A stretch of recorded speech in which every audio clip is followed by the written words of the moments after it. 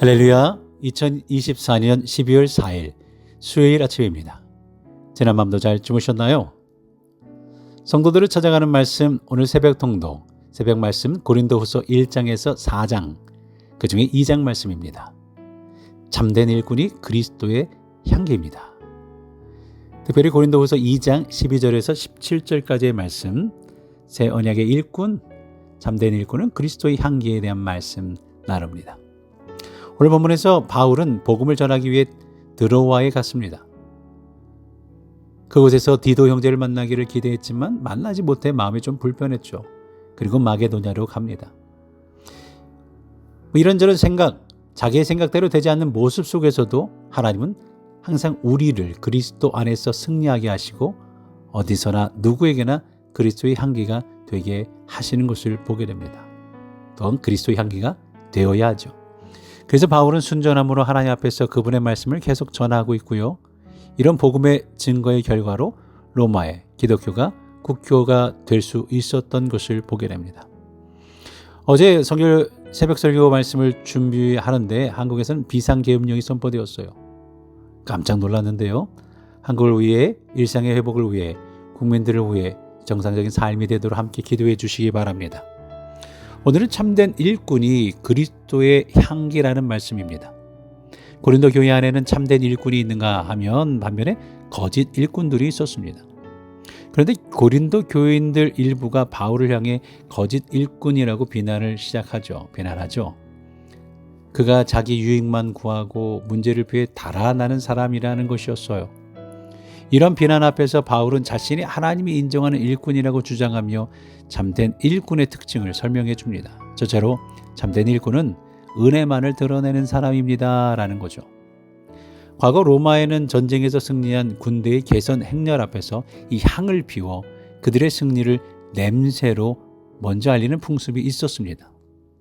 되게 그들의 이해를 돕는 표현이죠. 사도 바울은 이러한 로마인들의 풍습을 떠올리면서 레위기에 나오는 번제와 관련된 향기로 유대인들도 이해하고 이방 그리스도인도 이해하도록 바꿔 이야기를 합니다. 생각나게 이야기를 하는 거죠. 그리스도의 향기와 14절, 16절에 나오는 냄새라는 표현은 보통 구약에서 하나님을 기쁘시게 하는 제물의 향기를 가리키는 데 사용합니다. 레위기 1장 13절에 민수기 15장에 나오죠. 예수 그리스도께서 1차적으로 제물로 묘사된다면 그리스도를 위한 고난의 삶은 또 하나님께 드리는 바울의 제사라고 할 수가 있는 거죠. 그것은 이 세상에서 그리스도께서 감당하셨던 죽음을 이어가는 것이고 또한 하나님께 드리는 그리스도의 향기라고 이해할 수 있는 겁니다. 이렇게 모든 것이 하나님이 승리하셨을 뿐만 아니라 이 승리에 대해 알리는 승리의 냄새를 퍼뜨린다라고 선언하고 있는 거죠. 로마 사람들이 이해하는 이해 속에서 승리의 냄새를 퍼뜨려 주는 거예요. 그렇다면 하나님이 이루신 승리는 무엇입니까? 하나님은 죄악에 빠져 있는 세상과 죄악의 권세를 십자가로 깨뜨리시고 죄인들을 구원하셨어요. 바울은 이러한 하나님의 승리와 그 승리에 자신이 참여한 것이 하나님의 은혜라고 확신했습니다. 바울은 과거에 하나님의 은혜에서 떠나 오직 율법 아래 종노릇하며 살던 사람이었잖아요. 그래서 그는 율법에 따라 그리스도인들을 받게 하는데 앞장섰어요. 스데반 집사가 죽을 때도 그것을 당연히 여겼죠. 하나님은 이런 바울을 복음의 일꾼으로 불러주셨습니다. 바울에게 하나님의 은혜는 그가 평생 전해야 할 제목이 되었죠. 참된 일꾼은 바울처럼 스스로 구원받을 자격이 없음을 인정하는 사람입니다. 오히려 그들은 무가치한 자신을 부르시고 일꾼 삼으신 하나님의 은혜만을 자랑합니다. 오늘날 우리는 인간의 노력과 성취에 열광하는 시대를 살아가고 있어요. 사람들은 반날 없이 성취를 이루기 위해 노력하고 노력의 결과물을 자랑하는데 혈안이 되어 있죠. 우리는 이런 세상의 분위기 가운데서 오로지 우리가 경험한 하나님의 은혜, 그것이 무엇이냐, 그 은혜를 나누는 삶이 얼마나 기쁘고 감사하느냐, 세상 사람들에게 그리고 먼저 우리의 가족들에게 담대히 전하며 살아가야 할 줄로 믿습니다. 두 번째로 참된 일꾼은 순전함으로 행하는 이 사람들이죠. 순전함으로 행하는 사람들. 사도 바울은 교회 안에 참된 일꾼과 거짓 일꾼이 있다고 말합니다. 거짓 일꾼은 자신들의 유익을 위해 하나님의 말씀을 혼잡하게 하는 사람들이에요. 반면에 참된 일꾼은 하나님의 뜻을 따라 부르심은 받은 자이죠. 그들은 복음 전도와 영혼 구원에 순수하게 헌신하는 사람들입니다. 그들의 관심은 오직 사람들의 생명을 구하는 일에 집중되어서 아무리 세속적인 풍요로 유혹한다 할지라도 그들은 절대로 흔들리지 않는 거예요. 비록 말씀을 전하다가 고난을 당한다 할지라도, 어려움이 있을지라도 마지막 심판대에서 하나님이 주실 영원한 상급을 바라보며 모든 역경을 견뎌내는 거죠. 아이러니하게도 세상 사람들은 하나님의 일꾼이라고 하면서도 세속적인 욕심에 흔들리는 사람을 정확하게 구별해낼 수 있습니다. 만약 우리가 하나님께 쓰임받는 일꾼이 되어 하나님의 백성이라는 권위를 회복하려면 우리 안에 숨어있는 세속적인 욕심부터 어떻게 보면 내려놓고 버려야겠죠. 사람들이 종종 우리 마음의 숨은 동기를 제대로 파악하지 못하고 우리를 참된 일꾼이라 칭찬할 수도 있습니다. 하지만 하나님은 마음의 동기를 정확하게 꿰뚫어 보시는 분입니다. 마음의 동기까지도 정확하게 꿰뚫어 보시죠. 선지자 예레미야는 하나님이 사람들의 심장과 폐부를 살피시는 분이다라고 예레미야 17장의 10절에 얘기합니다.